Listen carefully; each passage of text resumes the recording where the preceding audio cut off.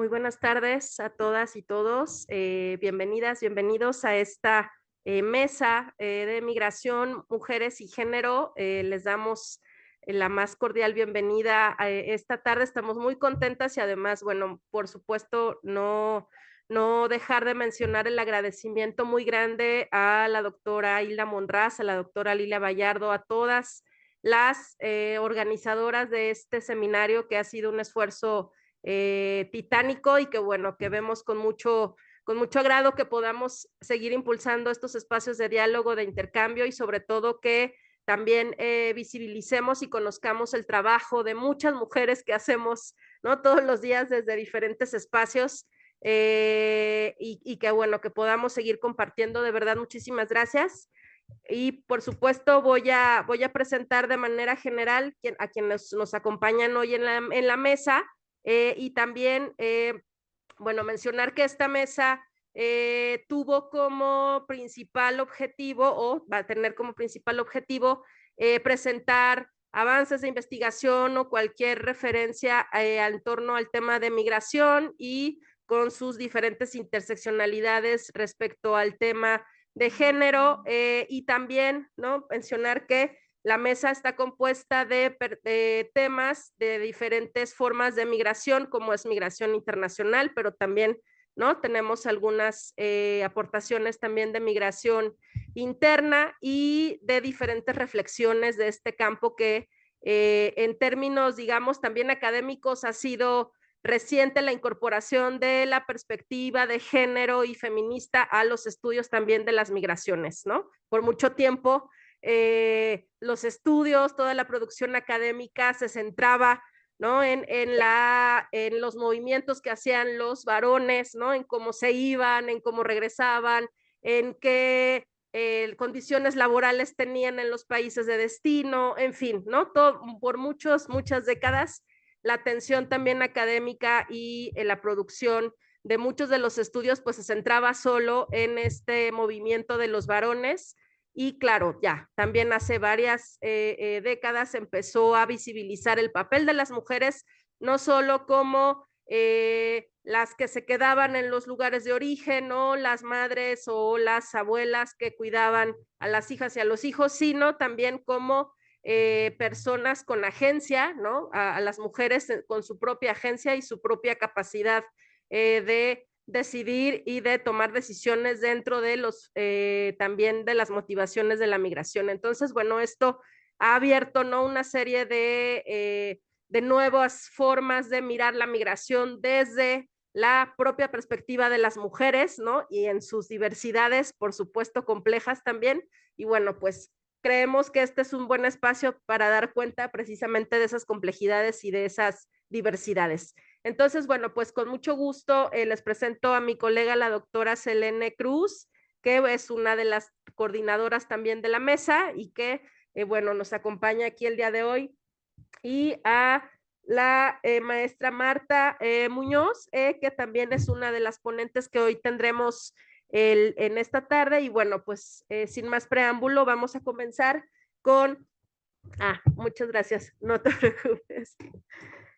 Y también, bueno, va a estar aquí de manera presencial la doctora Elizabeth Pérez, que también va a tener una ponencia y de manera virtual, creo que ya también por ahí están conectadas, está la doctora Ileana Danitze Jiménez Díaz y la maestra Laura Isabel Cortés Ladino, bienvenidas también. Entonces, bueno, vamos a comenzar con la primera ponencia que sería de la doctora Ileana Jiménez.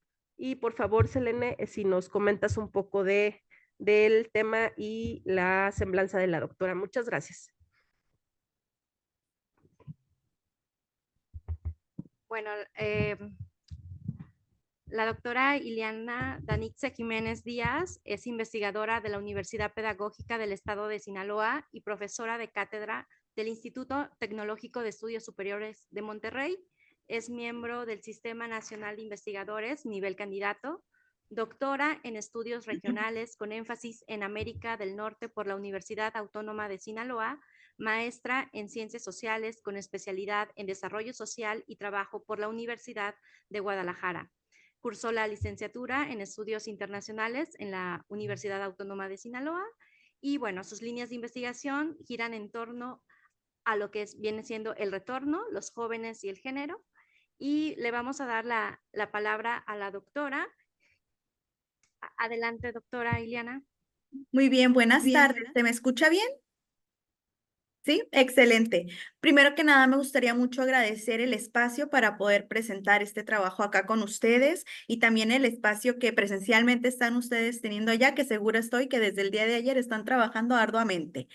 Bien, pues yo vengo a compartir con ustedes la publicación de un artículo que tuvimos el año pasado, que fue basado en una parte del trabajo de campo que realicé durante mi investigación doctoral, ¿sí? Y entonces esta investigación versó sobre universitarios que eran jóvenes de regreso y que estaban ahora en Sinaloa, ¿no? Y da como resultado este trabajo que es Universitarias Inmigrantes de Retorno en Sinaloa, que lo que llegamos a encontrar fue justamente que su inserción laboral tiene que ver con esto de ser teachers, ¿no? De ser docentes de inglés.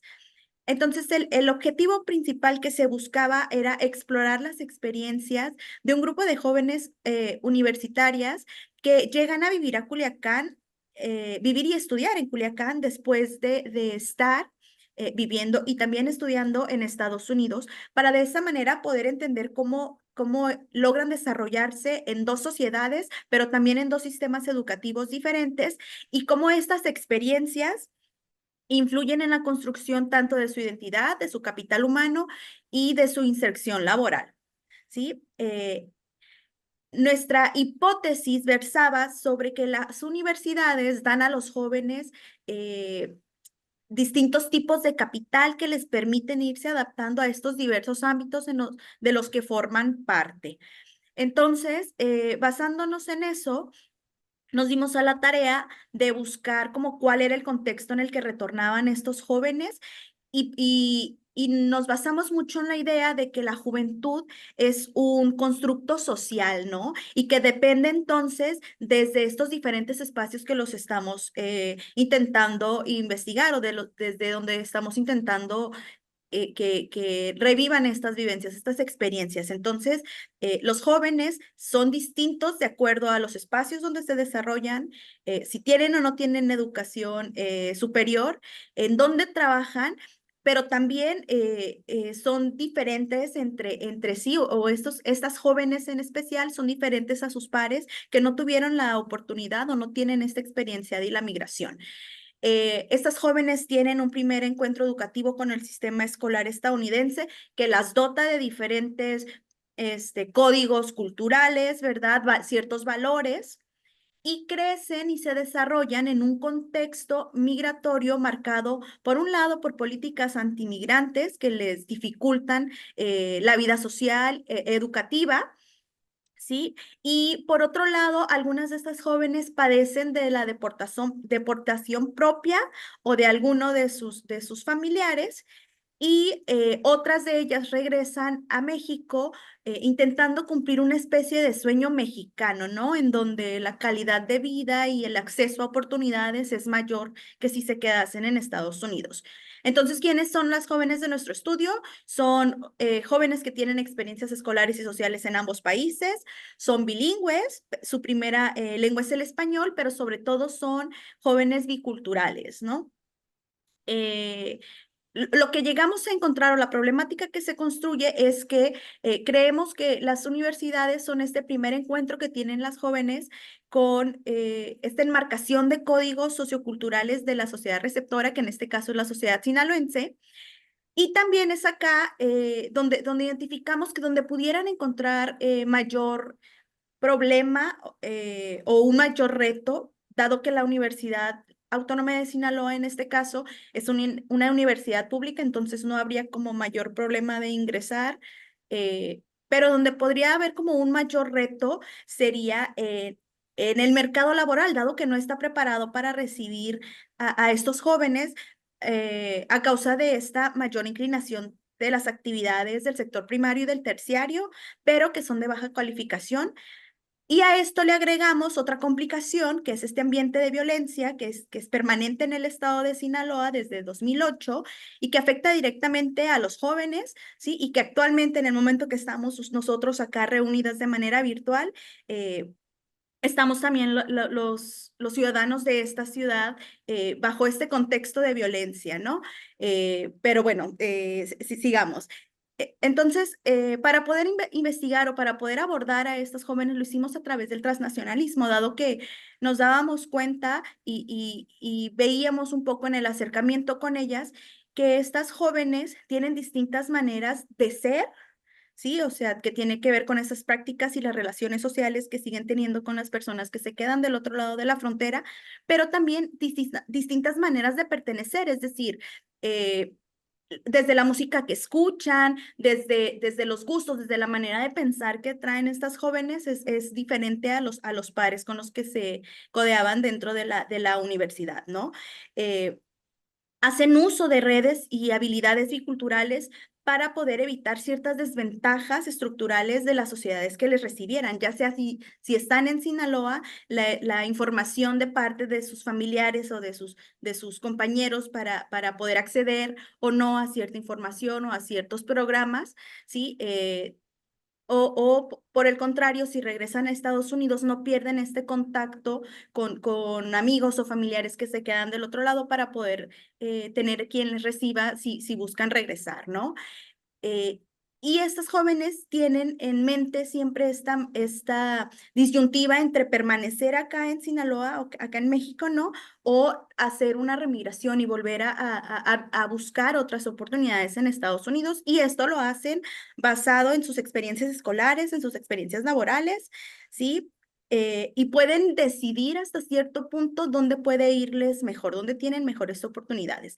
Entonces, estas jóvenes se inscriben en el transnacionalismo porque ven el retorno solo como una etapa más de su carrera migratoria, ¿no? Y sus vidas se desarrollan más allá de estas limitaciones nacionales de fronteras y de políticas.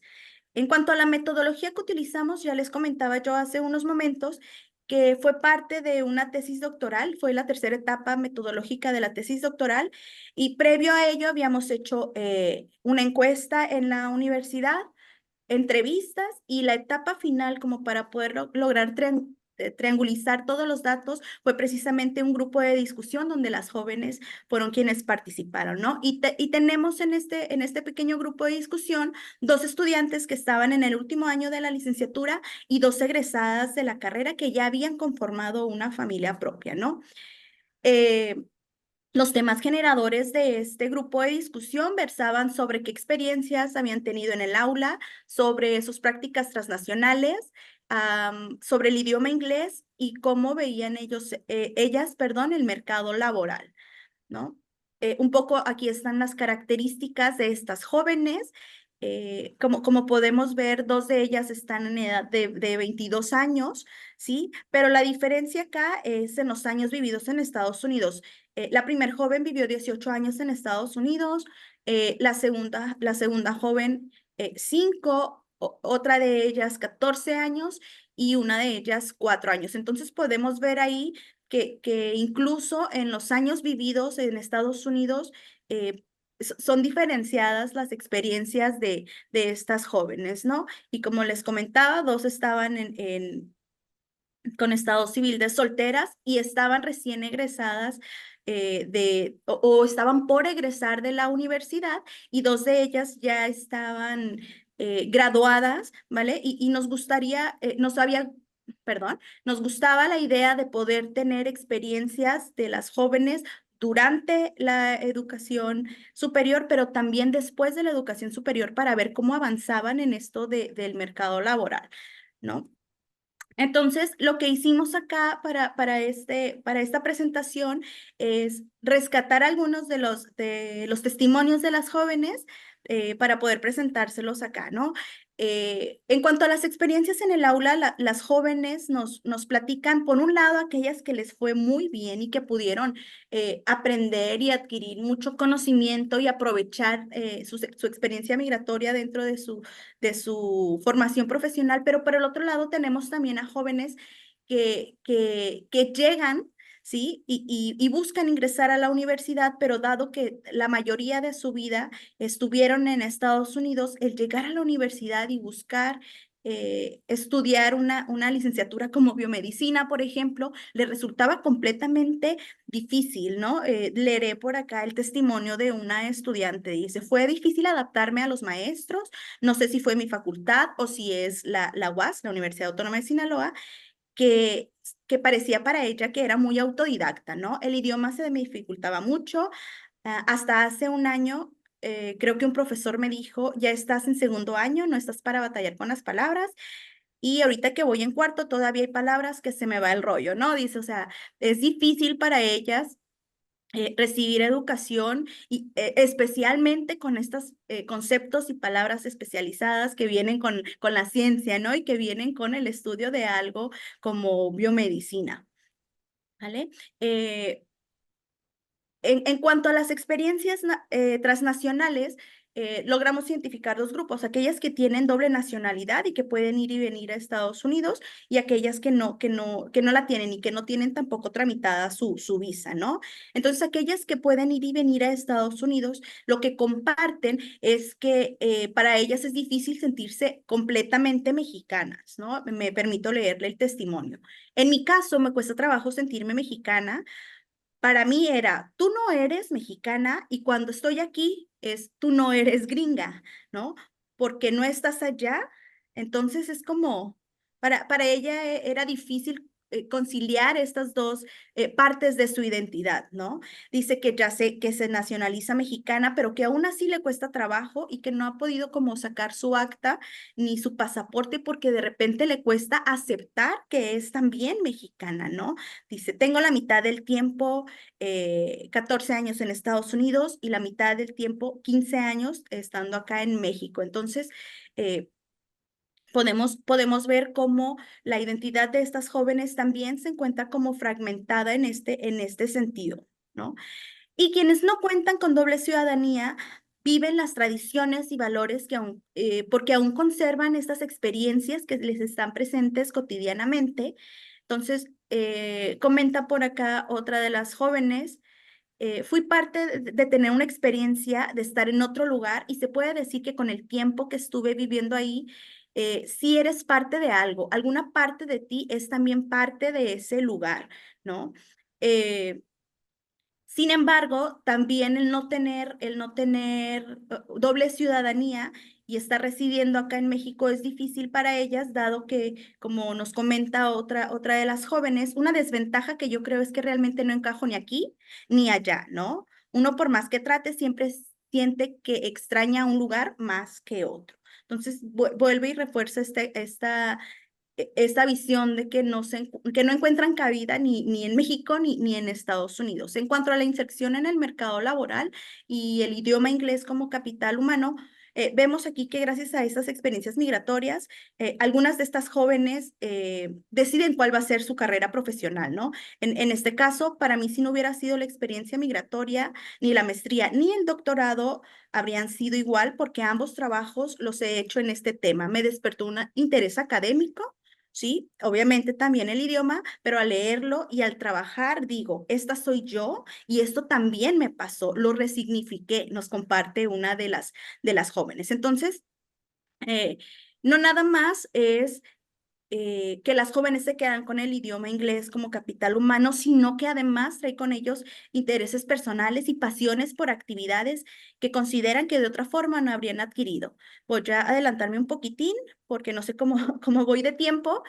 Eh, otra cosa que nos encontramos es que las jóvenes que son conscientes de las oportunidades profesionales a las que pueden acceder en ambos lados de la frontera, ¿no? Una de ellas nos comentaba, bueno, es que acá yo soy psicóloga y tengo mi estudio perdón,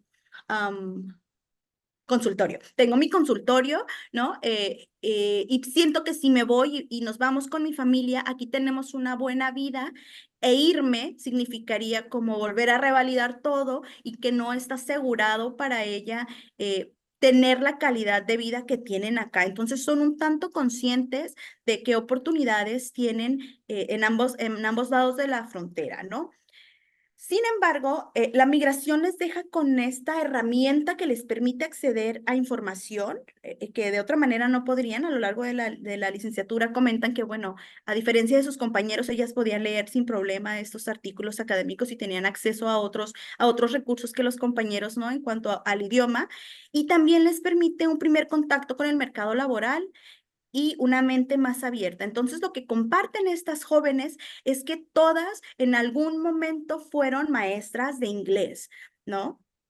Y algunas de las conclusiones previas que pudimos sacar fue que las jóvenes tienen una identidad diferente a sus pares y aparte que forman parte de familias de estatus mixto. Mientras algunas no tienen doble ciudadanía, los hermanos menores sí las tienen. Y entonces, a diferencia de ellas, sus hermanos menores pueden ir y venir a placer, ¿no? Entre ambos países. El idioma inglés puede ser el motivo de elegir sus licenciaturas y este capital humano que representa su primer empleo, pero sin embargo puede también significar una barrera para su socialización, ¿sí? Y si las jóvenes que no tienen doble ciudadanía deciden tramitar una visa, podríamos decir que pueden poner en práctica su capital humano, tanto el humano que adquieren durante la licenciatura, el idioma inglés, pero también el capital cultural, porque serán capaces de navegar en cualquiera de las dos sociedades.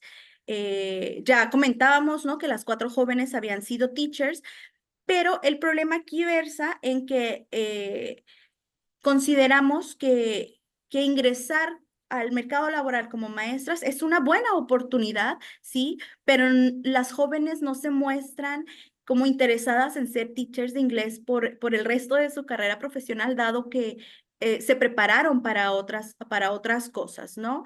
Y me gustaría un poco cerrar con esto. El movimiento que hacen las jóvenes dista de ser esta migración tradicional que es de sur a norte para buscar mejores oportunidades, sino que viajan de norte a sur cuando las condiciones así se los exigen.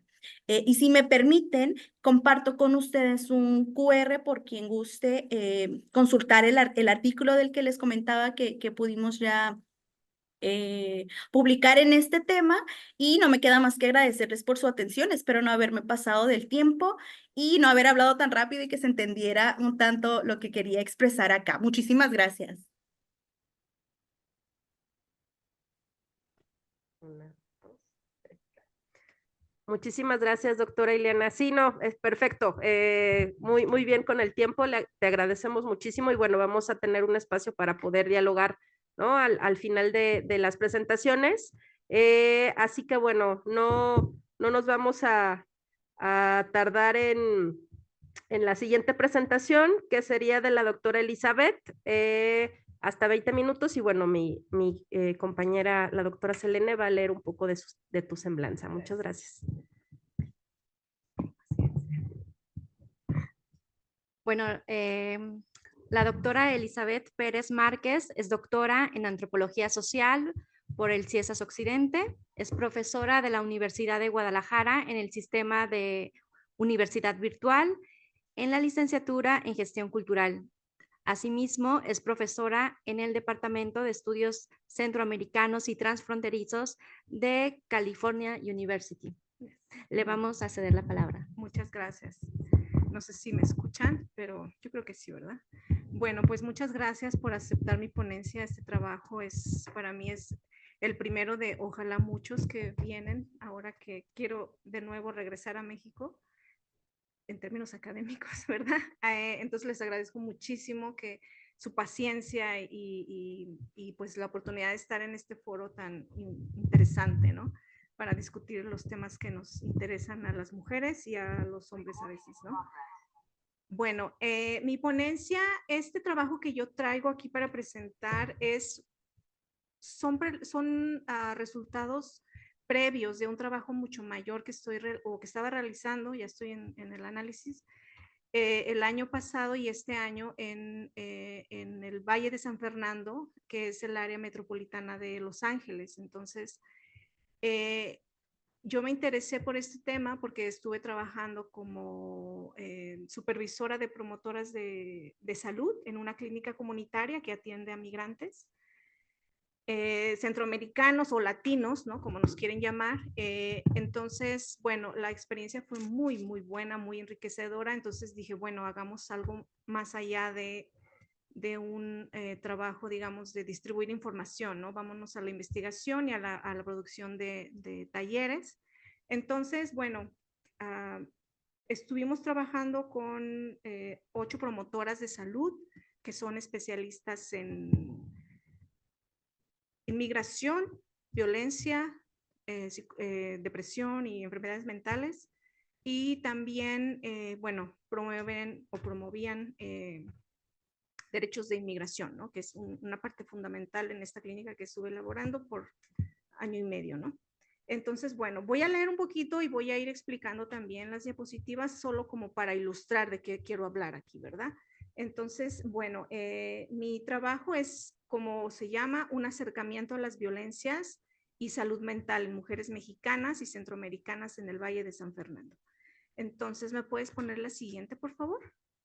Esta fotografía, gracias. Este es el Valle de San Fernando, se parece mucho a Guadalajara, quiero decirles, es una zona extensa, poblada, bonita y muy caliente, ¿no? Entonces la gente siempre toma sus precauciones en el verano y aquí vive muchísima gente de origen, bueno, centroamericano, en su mayoría salvadoreños, nicaragüenses, guatemaltecos bastante, me falta uno, hondureños, ya dije, sí, ¿verdad? Bueno, estos 4 países tienen una presencia importante en la población del Valle, somos casi 1 millón, y mexicanos obviamente, ¿no? Somos casi 1 millón y casi siempre en los temas de inmigración y salud estamos juntos en la lucha, ¿no? Tratando de buscar espacios para la comunidad latina en esta área que se considera es como la, digamos, clase media arriba, ¿no? Sin embargo, en los últimos años, digamos desde los años 90 hacia adelante, un cambio demográfico empezó a mostrarse en estas áreas con la inserción de migrantes que venían del área del centro de Los Ángeles, se movían al área de San Fernando, ¿no? De bajos ingresos sobre todo, muchos de ellos indocumentados, familias completas que se movieron hacia el área de San Fernando porque se considera que hay mejores escuelas, hay mejores recursos y está menos densamente poblado que el centro de Los Ángeles, ¿no? Que es complicado vivir ahí, ¿no?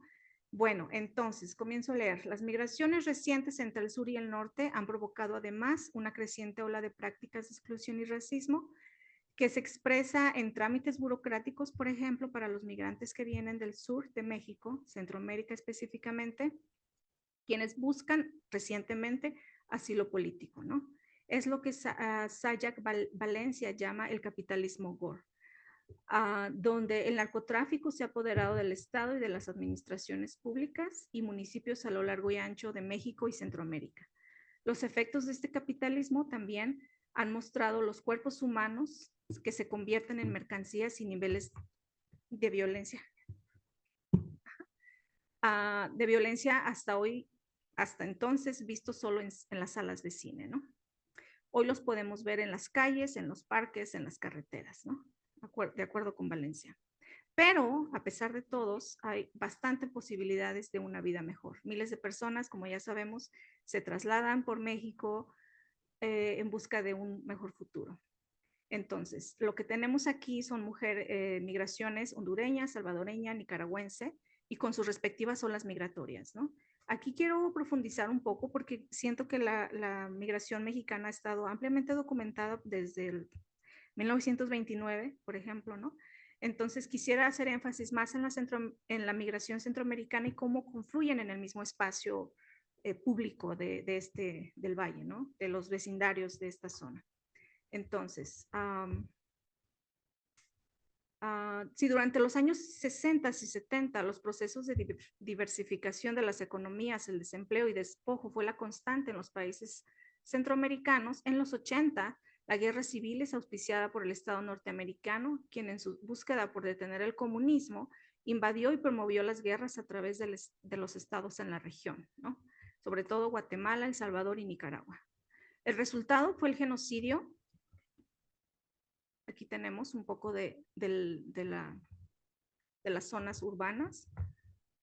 Y aquí tenemos parte de lo que sucedió en Guatemala en los años 80, ¿no? Masacres en El Salvador y Nicaragua.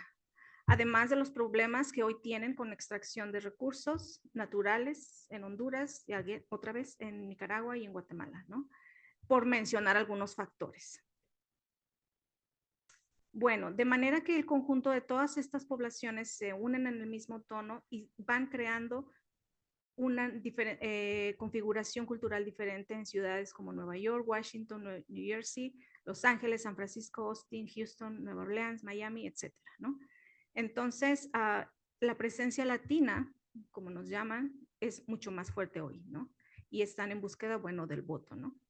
Ahora, en este texto nos interesa discutir el caso de mujeres mexicanas y centroamericanas que viven en diferentes colonias o vecindarios del Valle de San Fernando, un área conurbada al norponiente de la ciudad y cuyas vidas han estado marcadas por la violencia y los múltiples efectos en sus países de origen, ¿no? Mujeres que han pasado de ser madres, hijas y esposas, que hoy resuelven el día al día, trabajando o siendo parte activa de los centros comunitarios de las escuelas elementarias. Son mujeres madres que por alguna circunstancia de la vida, generalmente por violencia familiar y pobreza, decidieron migrar a Estados Unidos y van modelando sus vidas de acuerdo a sus posibilidades.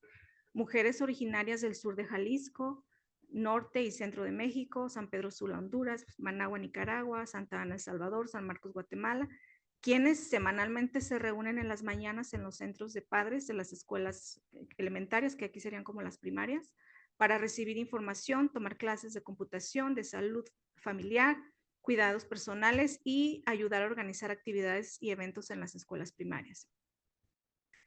Trazamos trayectorias personales de estas mujeres y estas trayectorias nos dejan ver que las complejidades que enfrentan como madres, esposas y mujeres migrantes, la mayoría de ellos sin documentos van tejiendo sus propias vidas en estas redes de apoyo y solidaridad en esta ciudad angelina.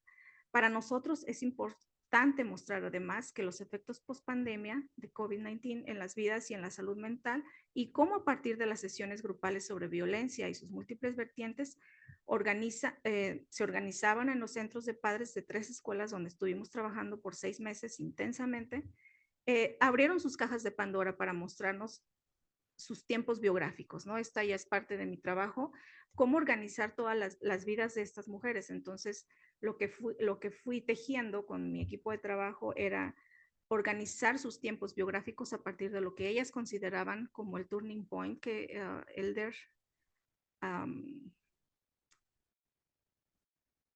quiero ver dónde está mi diagrama. Aquí está. Elder propone como los cambios de vida, ¿no? Donde hay que moverse porque esa ruta ya no es la viable para tu vida, ¿no? Y son decisiones personales y a veces, bueno, familiares, como en estos casos, ¿no? Entonces, estas mujeres, bueno, están creando sus redes de apoyo y redes familiares, ¿no? En estas comunidades. Entonces, quiero irme un poquito adelante.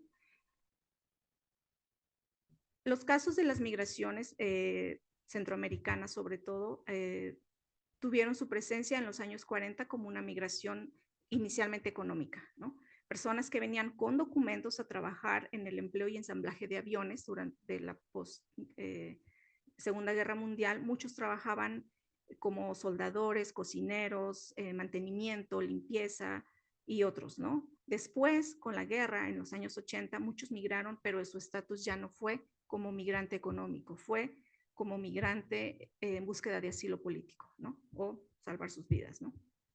Entonces, eso fue el caso de El Salvador. En Guatemala fue exactamente lo mismo, ¿no?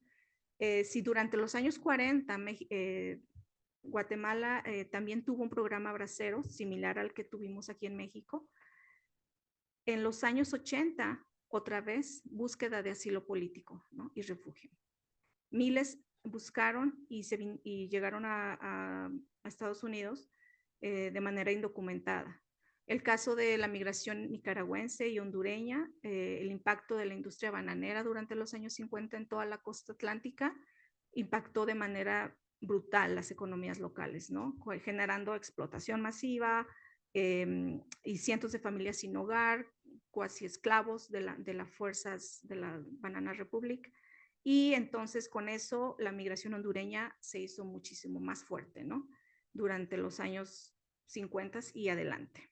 Entonces, tenemos migrantes que de ser, ya dije, migrantes económicos se convirtieron en migrantes asilados políticos, refugiados durante los años 80 y posteriormente con la búsqueda de la amnistía IRCA en 1984, bueno, miles de guatemaltecos, salvadoreños y nicaragüenses en búsqueda, como y otros mexicanos también, buscaron tener el derecho a esta amnistía. Sin embargo, como ellos, de acuerdo al gobierno de Estados Unidos, ellos fueron como los traidores, digamos, por apoyar al comunismo a través de las guerrillas, ellos están como en pausa para siempre, ¿no? Ellos, si tenían una búsqueda digamos, de solicitudes de residencia en un 100%, el 99.4% fueron denegadas, o sea, altísimo el porcentaje, ¿no? Sobre todo salvadoreños y guatemaltecos. Entonces, después se creó en los años 90 el programa temporal, TPS, que eso les daba un estatus, se llama estatus de protección temporal, que cada 18 meses tienen que estarlo renovando de por vida, ¿no? Eso es otra cosa bien interesante para discutir, pero muchas de las mujeres, bueno, algunas, son parte de este programa, que cada 18 meses tienen que ir a la embajada o a la oficina del Estado norteamericano a pedir que les renueven, ¿no? Entonces, según vaya la política, es según cómo van teniendo acceso, ¿no? Unos han quedado fuera, otros países se han incorporado, como Irak, Kuwait y otros, ¿no?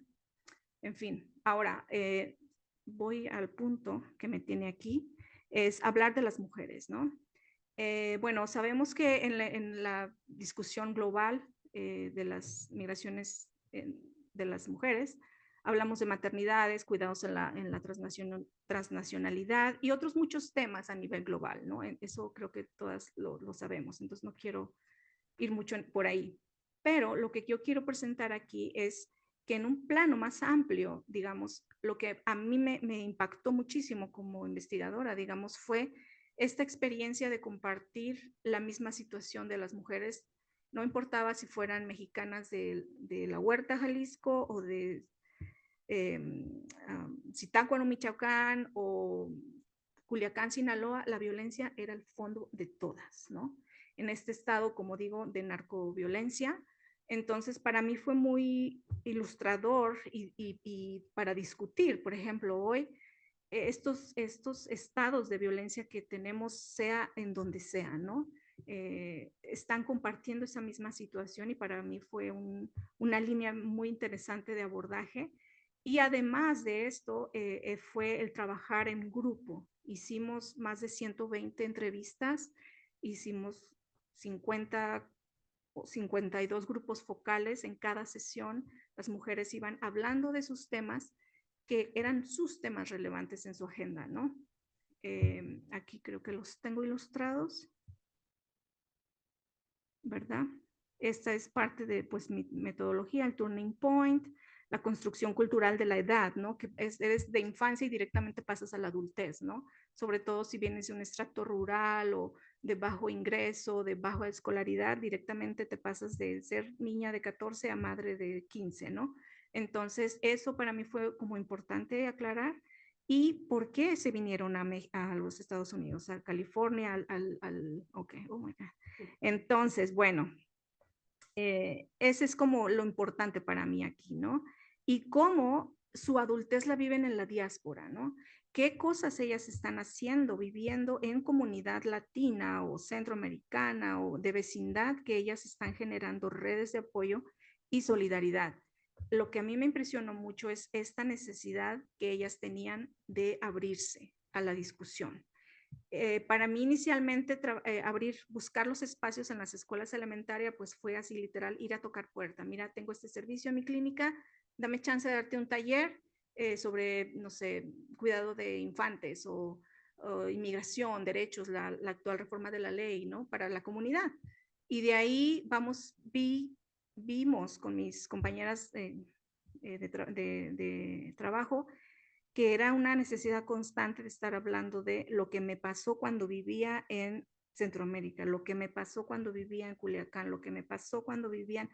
Entonces, ese lo que me pasó estaba cargado de una violencia que yo, créanme, he estado trabajando en migración desde que trabajaba aquí en el colegio en el 2000 y no me había encontrado con esta necesidad urgente de hablar, ¿no? ¿Por qué? Porque estás viviendo en la diáspora, sí, la transnacionalidad, pero en la diáspora en términos de esta conciencia que tienen de abrir las fronteras nacionales, ¿no? Como lo que decía la colega anterior, de que no me siento de aquí, no me siento de allá, pero lo que yo encontré, sí, fue eso, pero además es, no soy de aquí, de allá y de muchos lados. Y estoy abierta a que mi amiga es de Honduras y me comparte cómo hacer la comida, ¿no?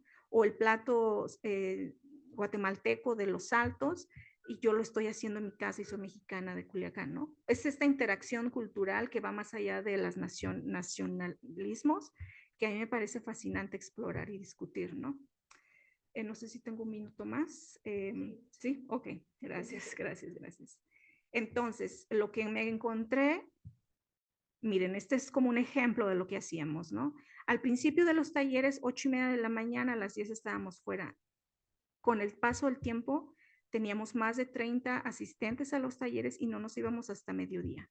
¿Por qué? Porque hacíamos las sesiones tan fructíferas y todo el mundo tenía un espacio para discutir su experiencia en su país, los temas que les importan, que es la crianza, las drogas, las violencias, los disparos en las escuelas, que yo creo que todos sabemos lo que ocurre ahí, y el autocuidado, que fue una cosa súper interesante. Estoy aquí porque quiero aprender cómo recibir apoyos del gobierno. Estoy aquí porque quiero saber cuál es mi siguiente paso para la residencia. Todas estas mujeres que yo me encontré, además, compartían este sentimiento de estar adelante en las necesidades de sus hijos, su familia, y más allá de las cuidadoras, digamos, tradicionales que podemos pensar que son, es eso, jugando un rol activo en la comunidad y en sus familias, administrando, tomando decisiones, y además algunas expusieron a cómo este espacio que habíamos creado en colectivo se había convertido en su segunda casa, el lugar a donde podían abrirse incluso para las historias más desgarradoras que pudiéramos imaginar de sus infancias, ¿no? Abuso sexual por parte de los padres, tíos, hermanos, golpes, pobreza en todos los países, o sea, es en todos los lados, no solo en Centroamérica, ¿no? Entonces, bueno, creo que ya un minuto, oh, excelente, excelente. Déjenme ver si tengo aquí algo más. Siempre encontramos la bienvenida con ellas y al final, bueno, la idea era ir más allá del taller, ¿no? Yo tengo en mi texto las historias, pero no sé si sea como ético, ¿no? Después yo me lo pregunté, no sé si es ético mostrarlas aquí, ¿no? Cuando estamos en una sesión, entonces solo les comento así a grandes rasgos cómo estas mujeres estaban desde su infancia involucradas, perdón, o vinculadas o abusadas o viviendo con esta sensación de vergüenza por haber sido abusada, ¿no? Por ejemplo. Entonces me encontré varios casos similares y el patrón fue cuando esa persona murió yo me sentí libre. Es la constante, ¿no? Cuando trabajas con personas que tienen abuso sexual, eso es lo que te encuentras, ¿no? Cuando la persona muere, ellas se sienten libres y entonces pueden hablar. Antes es un tabú tremendo, ¿no? Tremendo. Y en este espacio, pues ellas lo hablaron, lloramos, ¿no? O sea, fue una cosa bien dramática que, créanme, nunca me había pasado a ese nivel, ¿no? De como una situación emergente de salud pública, ¿no? Porque las llevaba a la depresión, a la ansiedad, todo este pasado, cuando lo traían al presente, las liberaba, pero al mismo tiempo las llevaba como a un plano de conciencia, ¿no? No soy psicóloga, pero creo que este proceso va un poco como salvando vidas, yo les decía, ¿no? Porque para ellas el ser escuchadas era, o sea, fundamental, ¿no? ¿Qué más tenemos por aquí? ¿Qué les quería? ¿Sí? Ok, sí. Creo que eso es todo lo que tengo para hoy y pues me encantaría pues conversar, ¿verdad? En colectivo y gracias. Gracias. Sí, sí. Muchísimas gracias, doctora Elizabeth. Y bueno, vamos a pasar a nuestra siguiente participante, que es la maestra Laura Cortés. Laura, ¿estás por ahí? Sí. ¿Sí me escuchan?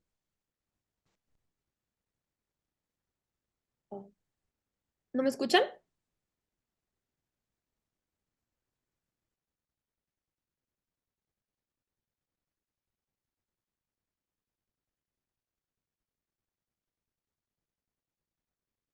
En estudios literarios de la Universidad Nacional de Colombia.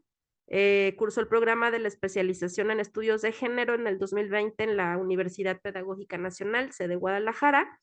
Actualmente estudia el doctorado en Ciencias Sociales de la Universidad de Guadalajara y ha trabajado dando clases de letras y ciencias sociales. Ha realizado investigaciones alrededor de la lectura y el género a nivel de especialización y de maestría, y ha colaborado con proyectos desde la sociedad civil en México con colectivas como Calles Sin Acoso y Tejidos Feministas.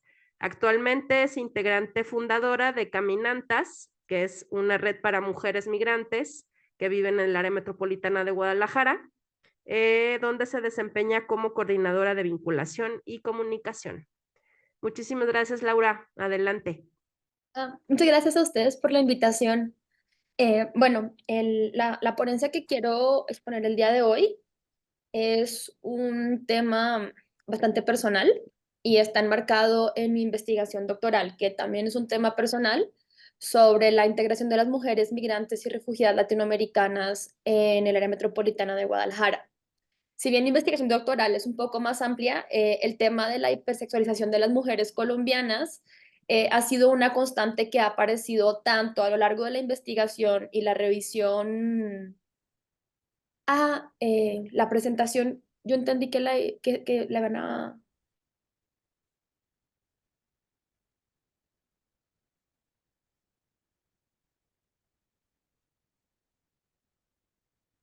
Oh, no digo. Y creo que ahora yo no escucho.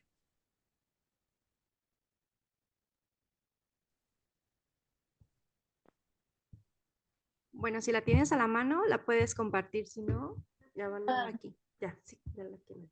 Sí. Déjame ver si la... Es que como estoy desde el doctorado, déjame ver si la puedo compartir desde mi cuenta.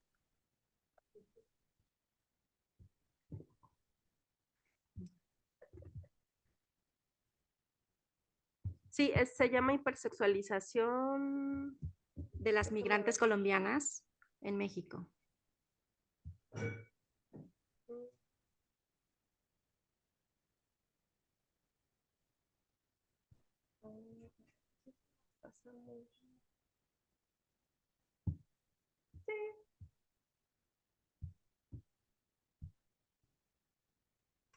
Si no,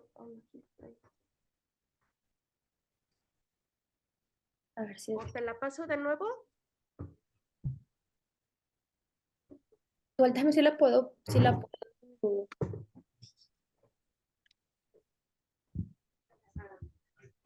Sí.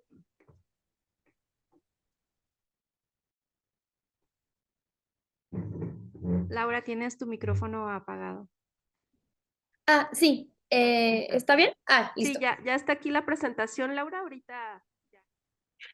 Ah, muchas gracias. Perdón por los problemas técnicos. Bueno, volviendo al tema, esta ponencia surge de mi proyecto de investigación, que es un proyecto más amplio sobre integración de mujeres latinoamericanas, migrantes y refugiadas en el área metropolitana de Guadalajara, pero tanto desde la revisión teórica y del estado del arte de la investigación como desde mi experiencia personal. Un tema importante ha sido la sexualización de las mujeres migrantes, específicamente en el caso de las colombianas y las venezolanas. También, como mencionó al principio del documento, pues también es importante que yo me posicione como una mujer migrante colombiana que vive en Guadalajara desde el 2016, porque también tiene una influencia en la manera en la que se desarrolla el trabajo. También hago parte de Caminantas Red para Mujeres Migrantes AC desde el año 2021 como miembro fundador, como integrante fundadora. Y también, pues eso también tiene que ver con el tema de cómo se realiza la investigación a partir de la investigación de acción participativa propuesta por Orlando Falsborda. En la investigación la realizó con la asesoría de la doctora Ofelia Wu en la Universidad de Guadalajara, donde me encuentro ahora. Y además de la investigación de acción participativa, también hago uso de la autoetnografía junto con los relatos de vida y el análisis del discurso en la investigación doctoral. En este caso solamente me voy a limitar al análisis de los estereotipos de las mujeres colombianas y cómo dificultan su integración en México y específicamente en Guadalajara. Em, Creo que ya en la tercera diapositiva la podemos revisar. Pues empiezo con un contexto de la migración de las mujeres colombianas en México. La diáspora colombiana se ha mantenido con un crecimiento sostenido desde la década de los 80s, en el caso de México. Es decir, cada vez llegamos más personas colombianas a México. Y ha tenido una aceleración importante en el siglo XXI. Aunque pareciera que por estas fechas coincide con el conflicto armado colombiano, teniendo en cuenta que los 80 fue una época de mucha violencia política en Colombia, la mayoría de población migrante históricamente no manifiesta haber migrado por motivos relacionados con el conflicto armado. Principalmente mencionan motivos económicos y de estudio. Es decir, existe una idea persistente en la sociedad colombiana de una mayor posibilidad de ingresos y de oportunidades económicas en México, junto con el tema del estudio, puesto que la educación pública en Colombia tiene un costo y es muy costosa para algunas personas. Entonces, México también es una opción recurrente para las personas que desean estudiar y que viven en Colombia. Asimismo, diferentes investigaciones nos hablan de la importancia que tiene la idea de estar con una pareja en las migraciones y también empiezan a volverse motivos cada vez más frecuentes para migrar, desde Colombia hasta México. Y finalmente también es importante mencionar la idea previa que se tiene de México desde Colombia, porque es un país que se ha visto muy influenciado por la cultura mexicana, desde las rancheras, la televisión, el cine, hay un gran consumo de contenidos y de productos culturales mexicanos en Colombia. Incluso algunas personas, hasta de mi familia, hablan de productos mexicanos como si fueran colombianos, ¿no? Como música de nuestra tierra, aunque estén hablando de Vicente Fernández. Entonces, una penetración cultural muy importante de México en Colombia y también se refleja de manera viceversa con la importancia de las cumbias o de alguna música colombiana aquí en México. Entonces, hay una interacción cultural muy fuerte entre ambos países. Asimismo, el censo del 2020 del INEGI habla de que poco más de la mayoría de personas colombianas mayores de 12 años que residen en México son mujeres, la mayoría con formación profesional entre los 30 y los 39 años. Es decir, es una población activa económicamente y formada con estudios profesionales. Los conceptos con los que empiezo a analizar este proceso de socialización de las mujeres colombianas son la integración desde una perspectiva multicultural, que la diferencia de la idea de asimilación. Teniendo en cuenta que cuando hablamos de integración también reconocemos las diferencias culturales y que no es necesario que una cultura se asimile a la cultura de llegada para poder disfrutar de derechos. Y también hago énfasis en la idea de género de la propuesta de Joan Scott y la interseccionalidad propuesta por Kimberly Crenshaw. Y eso se refleja en situaciones muy concretas como una mayor vulnerabilidad de las mujeres migrantes ante la violencia de pareja, puesto que no contamos con una red de apoyo debido al proceso migratorio. Tampoco conocemos muy bien las leyes y ni los procedimientos del nuevo país, entonces no es fácil saber a dónde se va a denunciar, qué es un delito, cómo son los procedimientos.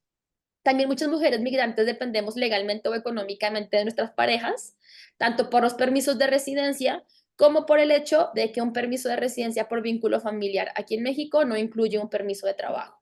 Entonces, muchos terminamos en situaciones de dependencia económica y legal de nuestras parejas.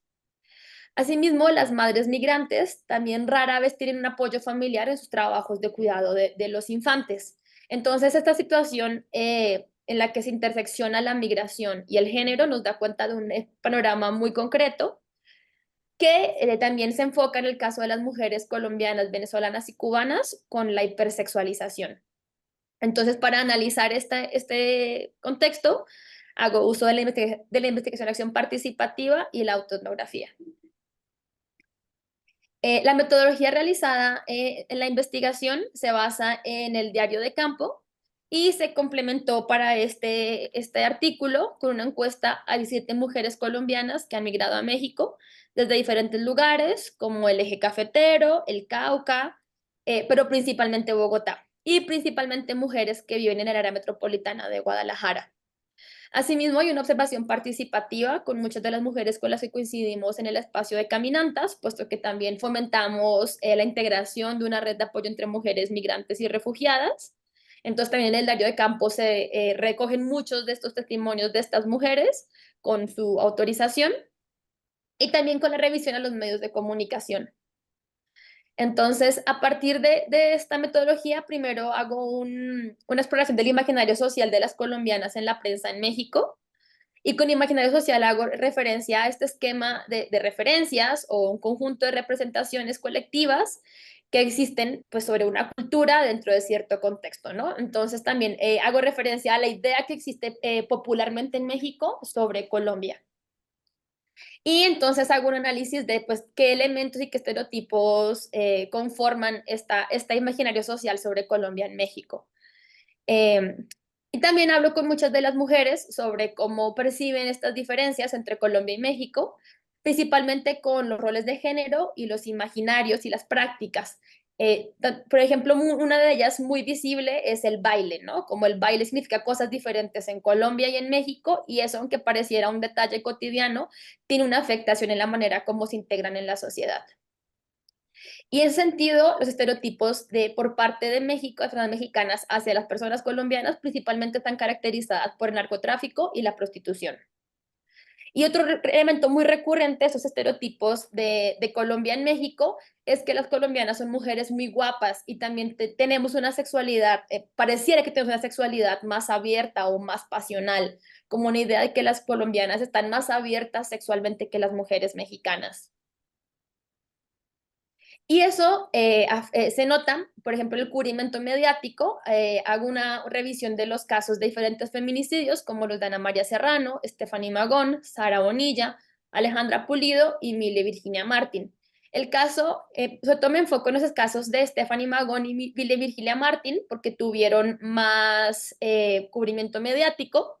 En el caso de Stephanie Magón, ella aparece muerta en las calles de la Ciudad de México, en la calle, desnuda, o sea, como después de una caída, y aunque empieza a abordarse el feminicidio o el presunto feminicidio, como lo manejan las autoridades, como un caso de violencia, finalmente termina cerrándose el caso con que fue un suicidio vinculado a través del tema de las drogas, ¿no? Y el caso de Mile Virginia Martín es el caso tristemente célebre de asesinatos en la Narvarte, en los cuales, a pesar de que Nadia y Rubén, que eran dos personas activistas, un antropólogo y un periodista que venían desde Veracruz hasta la Ciudad de México, denunciaron haber recibido amenazas, la investigación judicial y la cobertura mediática se centró en Mile y específicamente en su sexualidad y en las drogas.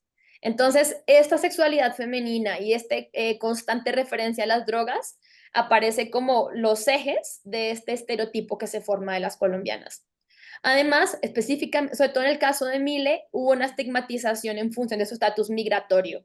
Y esto derivó en una censura moral hacia las víctimas. En la siguiente diapositiva puse algunas capturas de cómo estos medios abordaron los casos de Stephanie y de Mile, haciendo mucha referencia a que iban a bares y que iban solas a bares y que iban a buscar a hombres a bares, haciendo también referencia a esta sexualidad desbordada que se concibe en las colombianas, y también hace mucho énfasis en las drogas. Entonces, se enfoca mucho en que esta mujer, Steffi, consumió éxtasis antes de morir y se vincula también a como los efectos del MDMA, como un posible causante de un supuesto suicidio.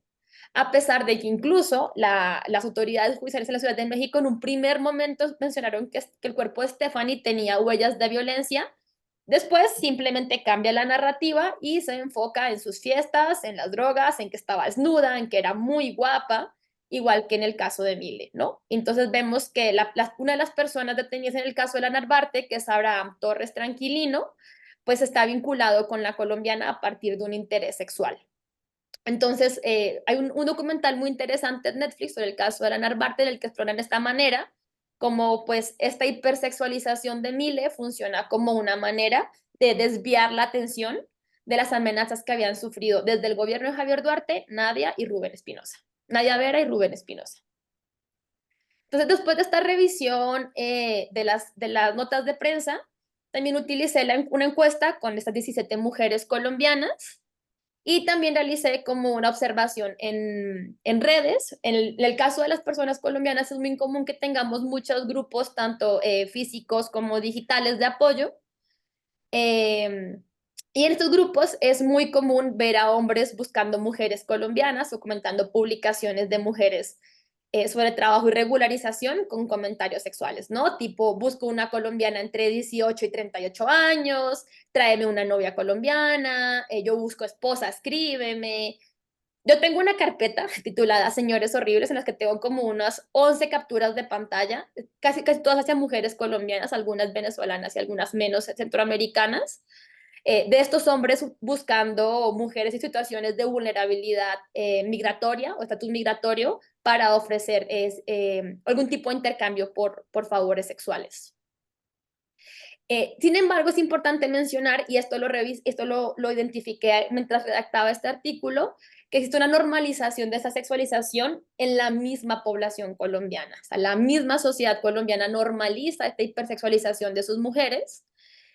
También hace a veces parte incluso hasta este discurso turístico de las mujeres, tenemos las mujeres más bellas, Colombia es fiesta, es alegría, y eso derivado en que actualmente en Colombia hay una situación de crisis social vinculada al turismo sexual muy fuerte, especialmente en el Caribe y en Medellín. Tanto que incluso el mismo alcalde de Medellín ha reconocido que es una situación que se les está saliendo de las manos, no solamente por la explotación sexual, sino incluso porque muchas de estas personas turistas que van a buscar un turismo sexual o narcoturismo, pues también terminan muertas, ¿no? Entonces ya es un tema que está en crisis actualmente. La mayoría de establecimientos en el Caribe tienen letreros muy visibles de que no se pueden entrar mujeres a los hoteles a menos que estén registradas. Entonces esta crisis también es importante mencionar que no nace en México, pero México se ha apropiado de ese imaginario social sobre Colombia y entonces se forma este estereotipo, ¿no? Si bien no viene desde México, no se crea en México se mantiene este estereotipo de la colombiana sexualizada y vinculada con las drogas. Y esto afecta de manera negativa los procesos de socialización y de integración de estas mujeres, bueno, de nosotras, que cuando llegamos a México. En la siguiente diapositiva, creo que como le quité el fondo para que se viera bien, pero lo voy a explicar. La pregunta es si percibes alguna diferencia significativa en los roles de género entre la sociedad colombiana y la mexicana. El 53%, que es la parte azul, dijeron que sí había alguna diferencia significativa, el 35% dijeron que no, y el 12% dieron una respuesta ambigua, que generalmente era, yo no veo muchas diferencias, pero, y hacían referencia a muchas situaciones diferentes, como por ejemplo, muchas mujeres reportan que sienten como roles que califican más tradicionales en el caso de México, como por ejemplo que se les cuestione que salgan sin sus esposos o que salgan de fiesta, tengan una vida social independiente de sus esposos. Y algunas mencionan que se les hace curioso que les mencionen que como que en México hay una menor interacción entre hombres y mujeres según su perspectiva. No, es importante mencionar que ese trabajo no pienso decir si México es más o menos machista, porque no es una pregunta que sea válida o que se pueda investigar, sino que existe una percepción de diferencia de roles de género en los cuales se siente una sensación más conservadora, especialmente en Jalisco, más que en la Ciudad de México.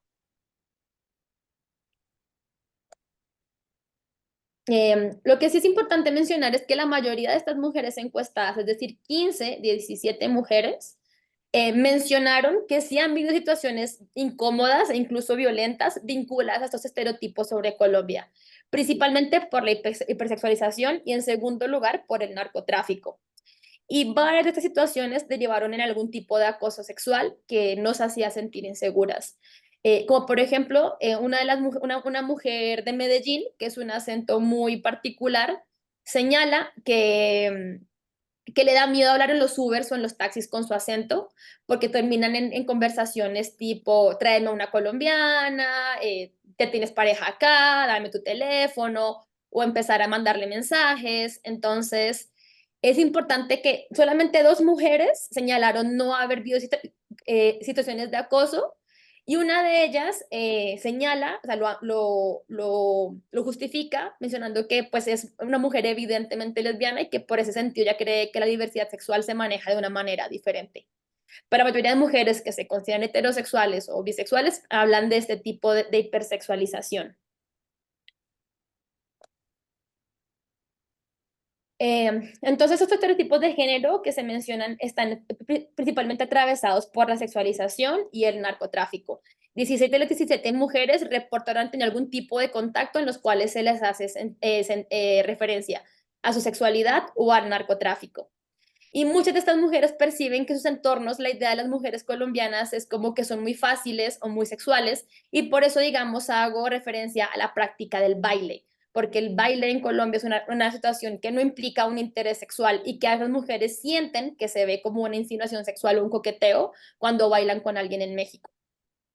Otro tema muy importante es el estereotipo de las cirugías estéticas o las mujeres muy voluptuosas, muy el estereotipo tipo Shakira o Sofía Vergara o Karol G, que son mujeres más famosas de Colombia, y entonces incluso terminan en situaciones en las cuales los hombres mexicanos les dicen que no parecen colombianas o expresan algún tipo de descontento porque no cumplen con esta imagen de la colombiana voluptuosa. Entonces, ya para cerrar, las conclusiones que no la mandé, bueno, las conclusiones que me generan este documento es primero que la sexualización es una constante que está muy ligada al fenómeno del narcotráfico, especialmente en los años 80. En los 80, principalmente en estas ciudades como Medellín o Cali, que estuvieron muy atravesadas por el narcotráfico, se normalizaron prácticas como cirugías estéticas para menores de 15 años. Pues para muchas mujeres era una práctica económica buscar relaciones con hombres que tuvieran dinero a través del narcotráfico. Entonces son 2 temas que en la cultura tanto colombiana como en el estereotipo están entrelazados, la sexualización y el narcotráfico, y nos da cuenta de una historia de violencia en Colombia, ¿no? Entonces, por eso lo analizo a partir de la visión de Chimamanda Adichie, cuando nos habla de los estereotipos, que dice que los estereotipos son falsos, sino que son limitados. Es cierto que hay una historia de narcotráfico y vinculado con la sexualización en Colombia, pero eso es solamente una parte de la historia.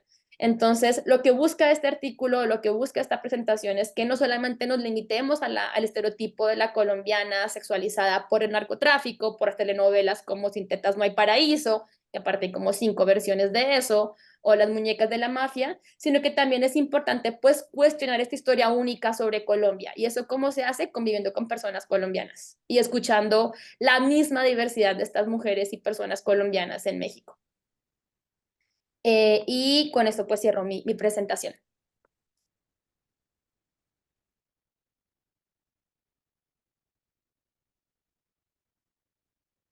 Creo que nos quedamos con muchos comentarios también al respecto de esta ponencia tuya que siempre causa eso, ¿no? Que nos invita mucho a reflexionar sobre nuestros propios estereotipos acá en este bonito país. Bueno, ahora vamos a terminar, ¿no?, con las presentaciones, y también agradecemos mucho la presencia de la doctora Marta Muñoz. Bienvenida, y bueno, rápidamente les comparto su semblanza. Labora en el Centro Universitario de Los Altos, que está en Tepatitlán, ¿no?, que es de la Universidad de Guadalajara.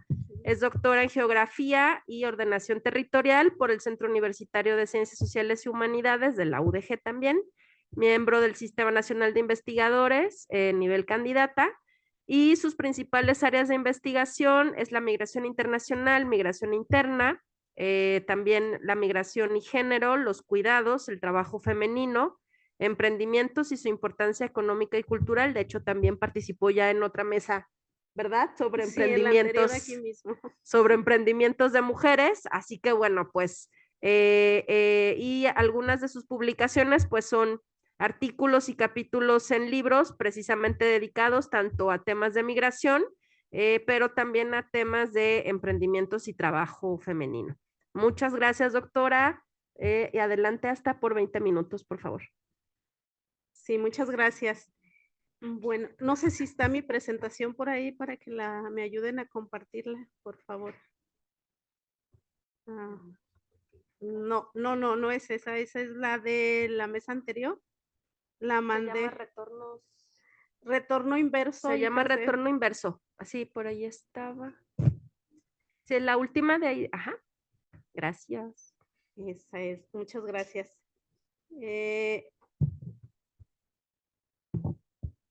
Sí, la pone en formato de presentación para que se vea un poquito mejor, porque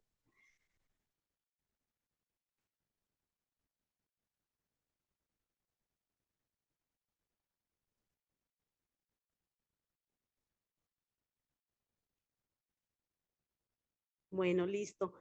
El título del presente trabajo es Retorno Inverso, hijas de familias retornadas con nacionalidad estadounidense.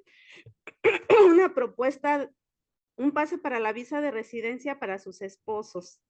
Y bueno, gracias por albergarme aquí en este primer simposio internacional Emilia Beltrán Puga sobre estudios históricos y debates de género. El objetivo de este trabajo fue identificar y analizar qué ha pasado con las niñas que trajeron consigo las familias migrantes retornadas de Estados Unidos en las primeras décadas, en la primera década de este siglo, que ahora ya son adultas y están retornando al país en el que nacieron.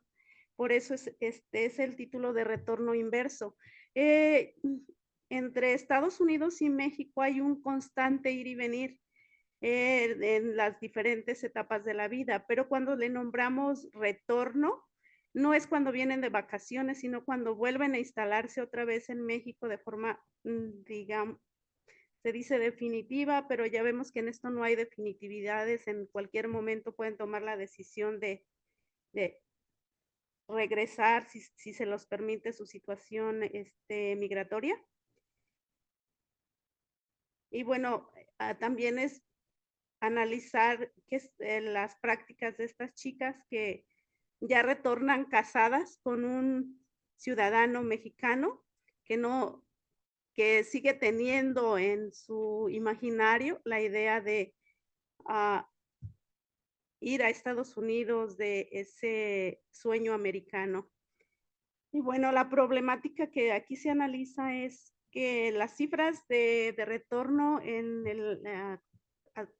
la crisis financiera de 2008 se elevaron. Algunas regresaban deportados y otros de forma voluntaria porque ellos tomaban la decisión de regresar, pero en realidad eran forzados por la situación económica, porque ya no podían sostener a sus familias, porque sus trabajos eran cada vez más precarios, menos horas de trabajo o más horas de trabajo, pero con menos ingresos.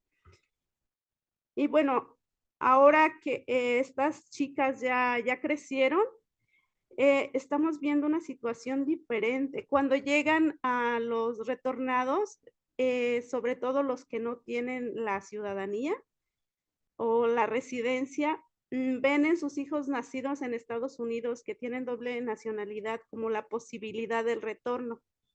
Y cuando estas chicas, que son mis sujetos de estudio, crecen y se casan, su prioridad de arreglar o de tramitar residencia pasa de las familias de origen hacia las familias que han formado, hacia sus esposos. Y bueno, los lugares de estudio son Nochistlán, Zacatecas, un municipio con un alto índice migratorio, y ellas se están moviendo hacia la ciudad de Fort Worth, Texas. La metodología es etnografía, ya saben ustedes, consiste en construir el dato a partir del contacto directo con los protagonistas, con un enfoque de género, viendo que desde la mirada de las mismas mujeres, desde su sentir, desde sus vivencias. Y bueno, son estudios de caso. La herramienta es la entrevista semiestructurada, la observación participante. Acabo de estar en en Fort Worth en las vacaciones pasadas, en las vacaciones de verano. Estuve ahí por 2 semanas conviviendo con estas 2 chicas que están instaladas allá, con 2 chicas que están instaladas allá, pero también con las familias de ellas, con mi propia familia, son mi familia. Y bueno, no solamente es el momento de la entrevista, sino las comidas de fines de semana, oye, vamos a la tienda, te invito, vamos, y en todos esos trayectos y está uno constantemente pues identificando qué está pasando con ellas. Y bueno, las referencias teóricas, pues tenemos lo de los hijos de migrantes retornados, que reportan las dificultades de adaptación al entorno escolar y en general al entorno, porque la mayoría de estos chicos, sobre todo cuando ya cursaron algunos años en la escuela de allá, pues el español que manejan no les es suficiente. Y en algunos casos se reporta que maestros, los compañeros, suelen tener actitudes de ellos como si fueran retrasados mentales o de cierto bullying. La falta de documentación para inscribirse también es un problema y el trauma que deja abandonar lugares conocidos y amistades. Y bueno, yo encontré una escasez de documentación sobre esta temática que es el retorno inverso de mujeres que ahora están fungiendo como lo hacían sus esposos, por ejemplo, en la etapa en etapas anteriores, cuando ellos eran los que migraban y trataban de conseguir la visa de residencia para el resto de sus familias.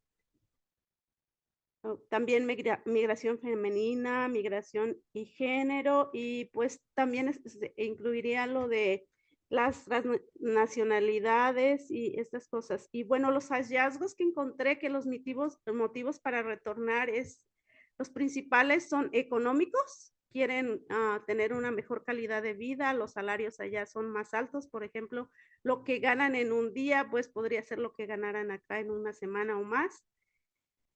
Y la inseguridad también es un factor muy importante. Esto que ya había mencionado de que para los jóvenes mexicanos de los pueblitos con altos índices migratorios, el sueño americano sigue siendo como una constante.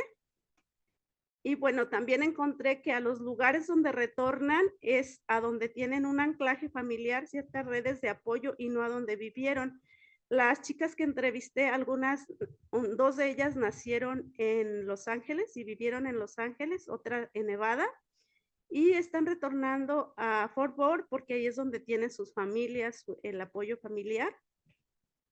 Y bueno, también reportaron esa doble ruptura, primero cuando las traen de manera involuntaria, pequeñas, no pueden tomar la decisión, les duele dejar sus espacios, sus amistades, pero igual pasa cuando ellas ya casadas abandonan sus familias por acuerdos que tomaron o decisiones, y es lo que más reportan. Dicen, bueno, lo que más extraño es dejar a mi bebé pequeño, lo que más extraño es mi mamá, la comida, perderme de las fiestas familiares.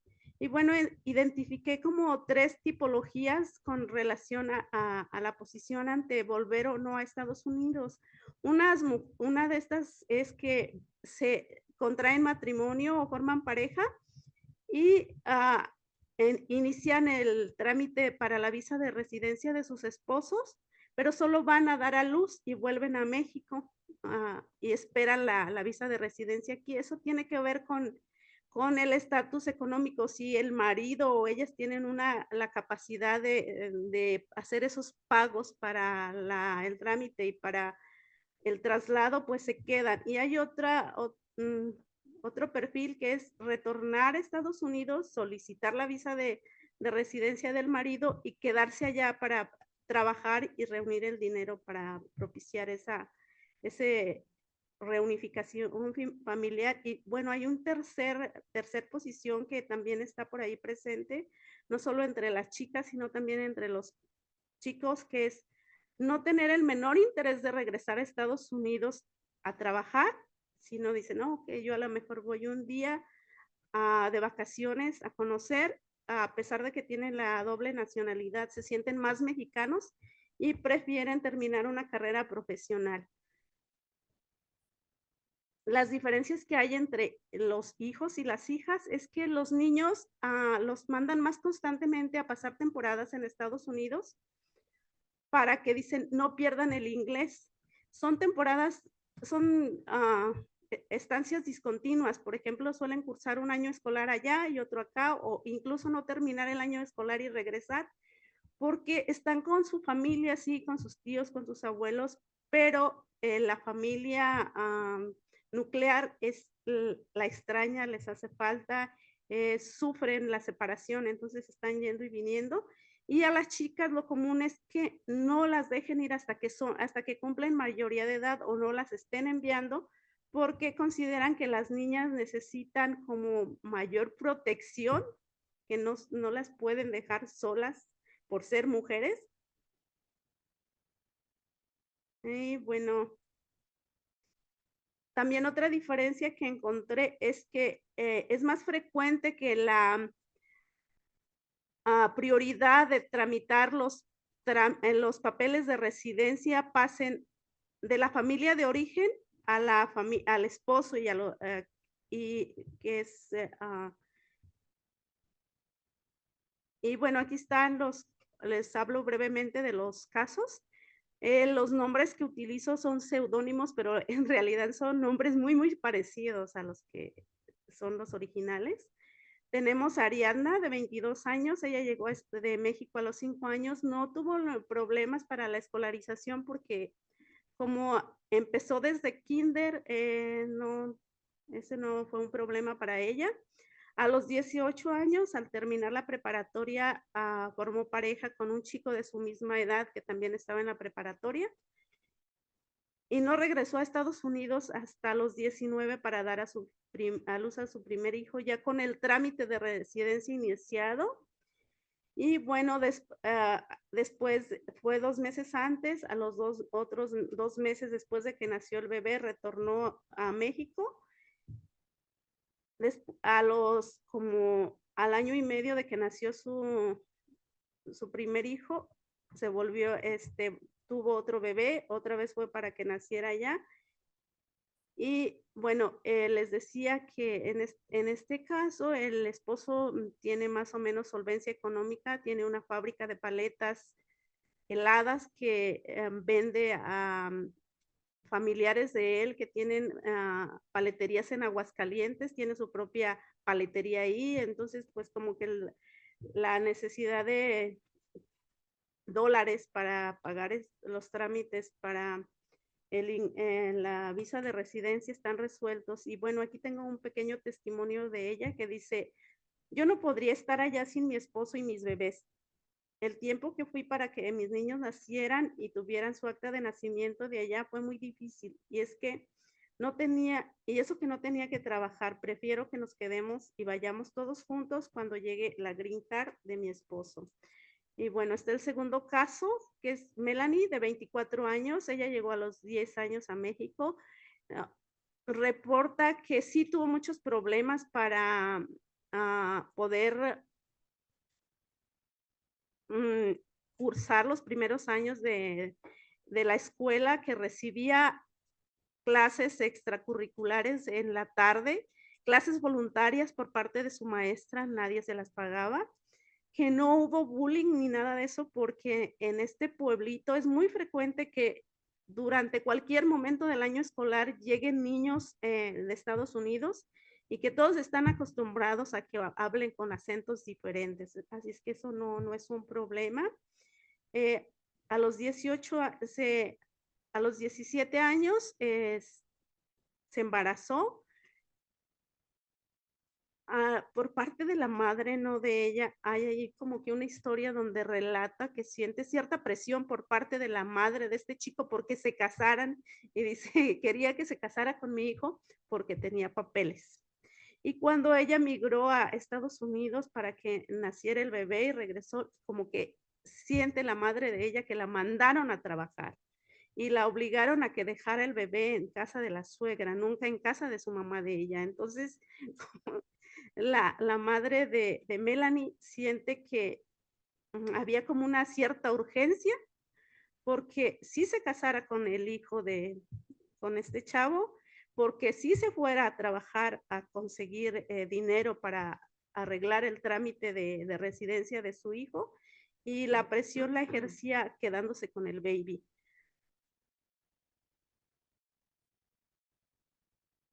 Cuando él tuvo su segundo hijo, cuando el primero tenía 3 años, en ese momento ya estaban juntos, y ella trabajó por 4 años allá para conseguir la visa de residencia, el traslado, rentar la casa, comprar muebles.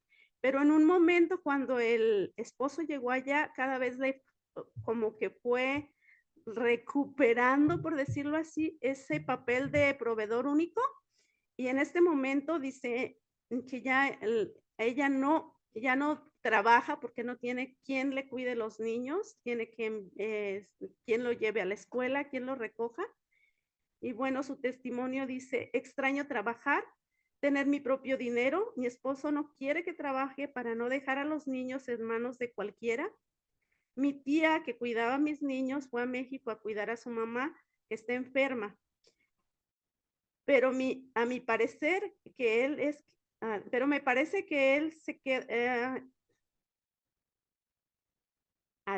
perdón, pero ni pensar que él quede a cuidar los niños en casa como cuando estaba en México. Él dice que es porque gana más que yo, pero sé que yo puedo ganar más porque hablo el inglés.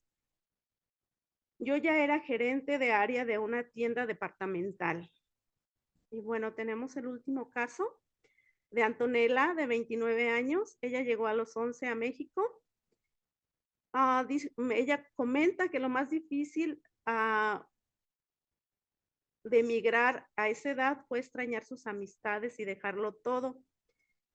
La escuela en México considera que es más difícil, que es más avanzada, que son más cosas las que aprenden, pero a pesar de que su español era limitado, dice que se las arregló, que nunca necesitó clases extra y que uno de sus hermanos sí necesitó ese apoyo. Ella, su primer reingreso a los Estados Unidos fue a la edad de 20 años, lo hizo para trabajar después de terminar la preparatoria. En ese momento estuvo valorando si estudiaba en México, si se iba para allá, finalmente se fue. Y a los 25 años contrajo matrimonio. A los 26 regresó a trabajar también para propiciar el ingreso de su esposo. No tiene hijos. Hizo un acuerdo con su marido que no iban a procrear hasta que estuvieran reunidos. Trabaja en Amazon, está haciendo una carrera de radióloga.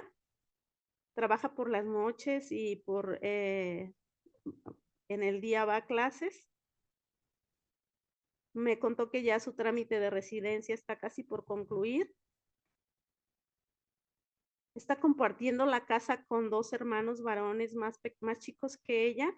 Uno llegó ya nada más para trabajar, el otro es más pequeño y lo mandaron porque no podían lograr que terminara la secundaria porque andaba por ahí en malas compañías.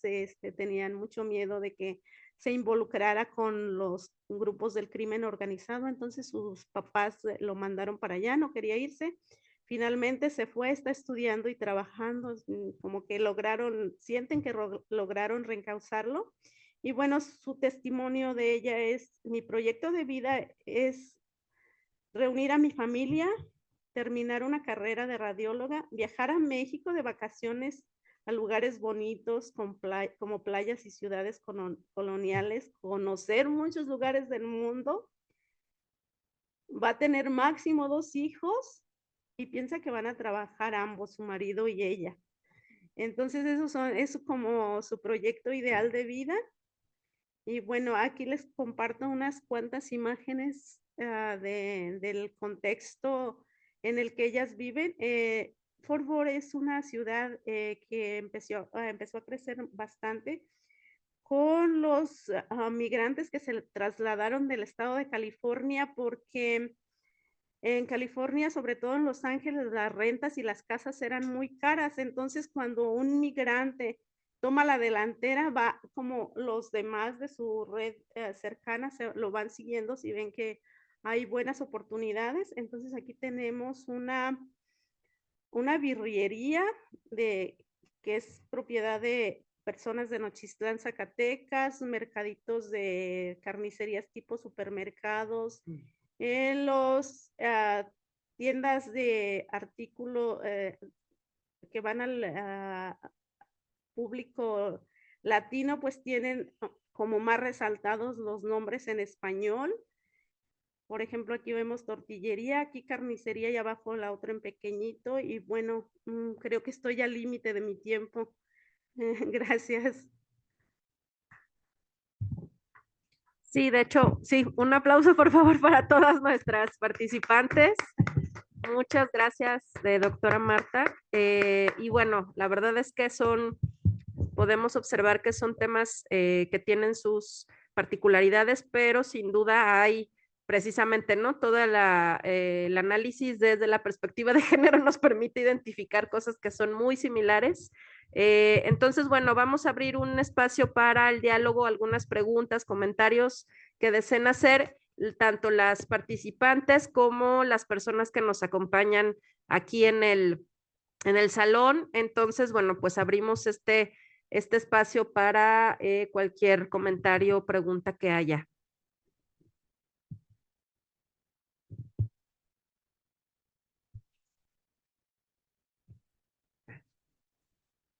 Por allá, no sé, doctora Danitze, maestra Laura, si también quisieran hacer algún comentario, pregunta, adelante. Bueno, yo si quieren voy a en lo que quizás también nos animamos más, no sé, quizás para las 4 que de manera muy breve justo ahorita, ¿no? Hablando con esta o reflexionando sobre la última ponencia, ¿cómo podrían definir o describir la agencia que tienen las mujeres dentro de estos procesos?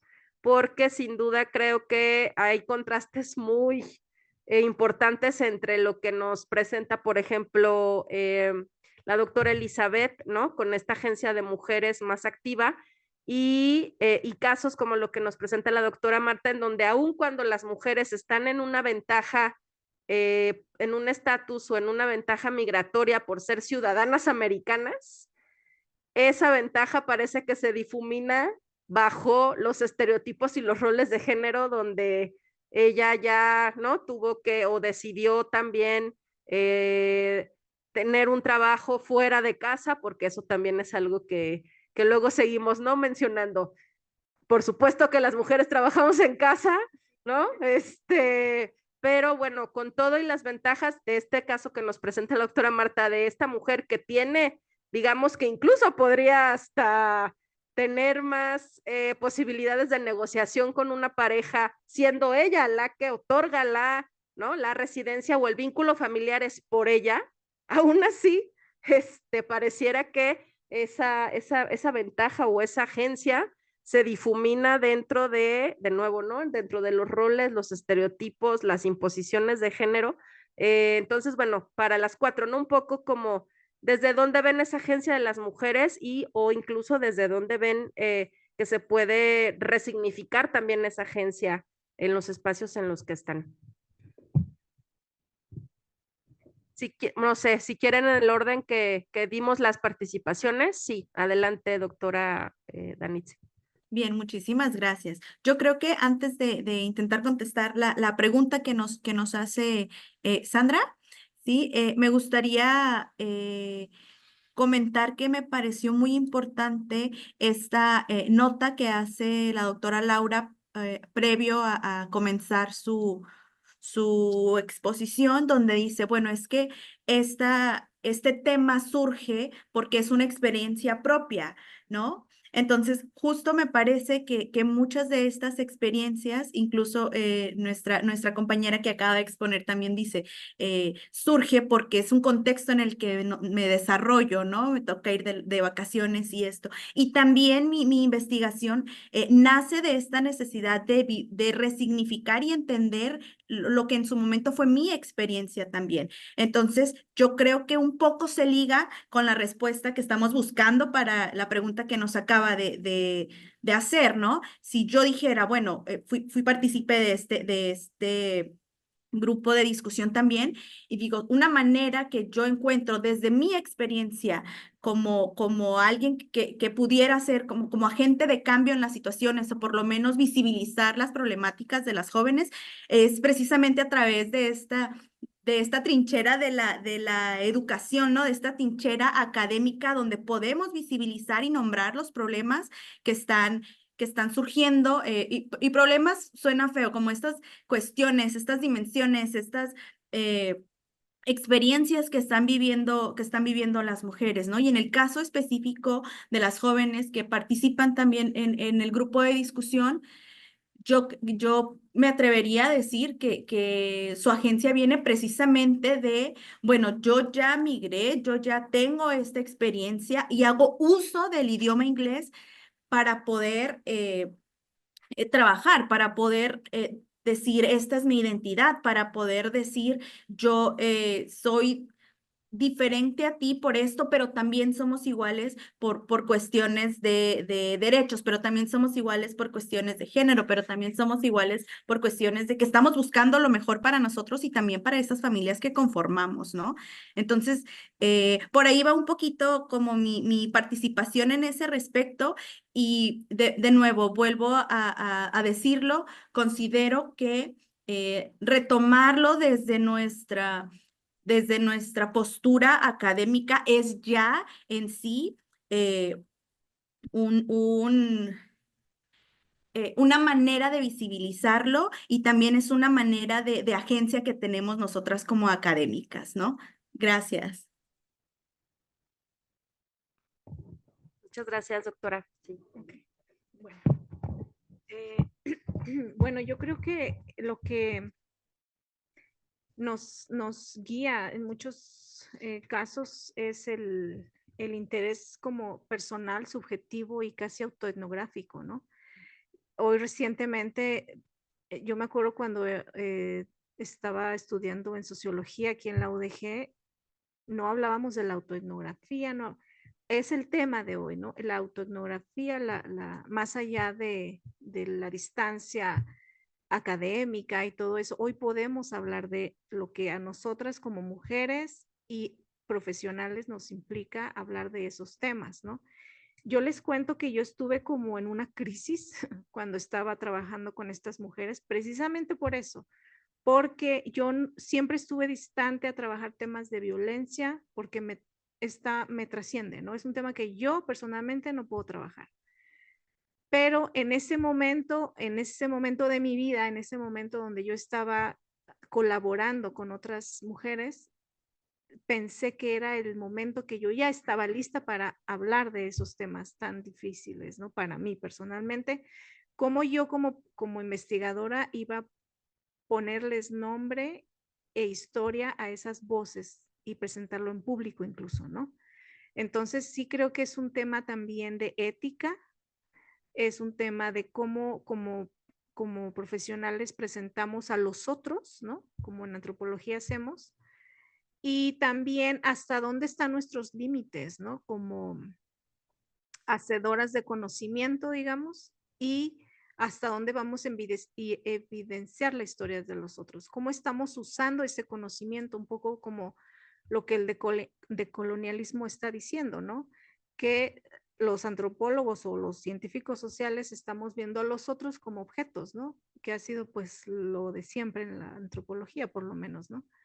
Entonces, yo creo que es un momento importante para nosotras, lo sabemos bien, y creo que cuestionarnos nuestro propio quehacer aquí es bien valioso y bien importante, ¿no? Cómo estamos dando este aporte a las realidades de los otros, ¿no? Entonces, pues sí, es un tema que nos cuestiona, ¿no? Para mí al menos. Bueno, tratando de dar respuesta a lo de la agencia, lo que se pone de manifiesto aquí es que a, a mayor, a mayor edad y mayor escolaridad al momento de formar la pareja.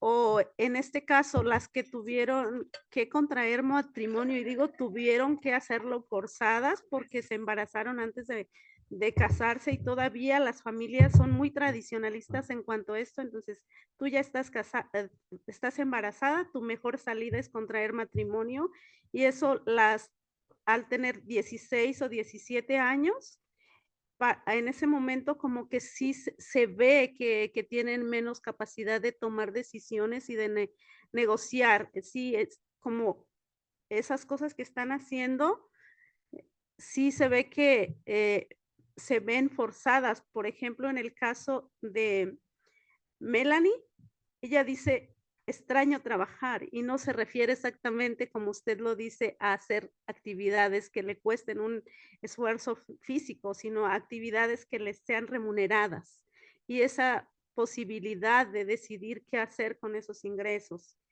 Y bueno, el marido dice que los niños están mejor si están cuidados por su propia madre.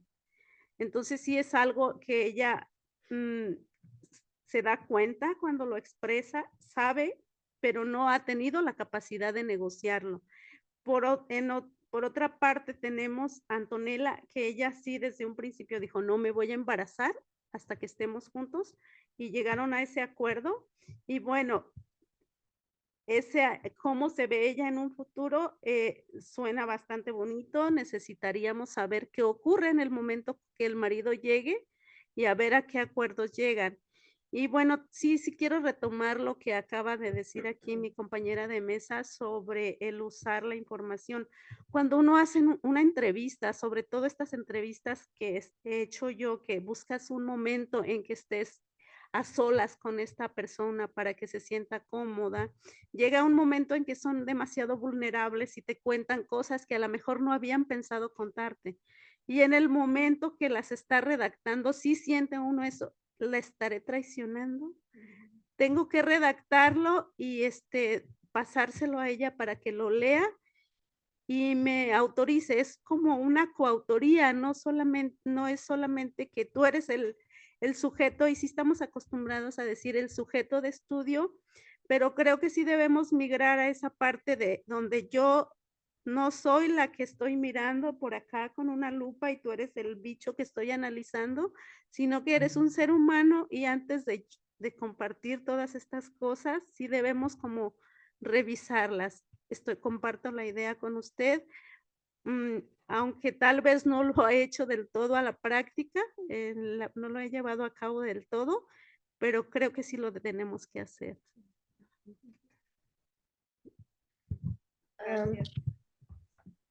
Gracias. No sé si la maestra Laura Cortés, que está de manera virtual, tiene para contestar esta pregunta.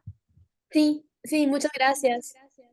Sí, de hecho, estoy muy de acuerdo con lo que mencionaba la doctora Danitze sobre también cómo posicionarnos como desde donde estamos, ¿no? Desde nuestro contexto, ¿no? Y yo pues, creo que la agencia también está muy vinculada con el tipo de capitales que tenemos, retomando a Bourdieu, ¿no?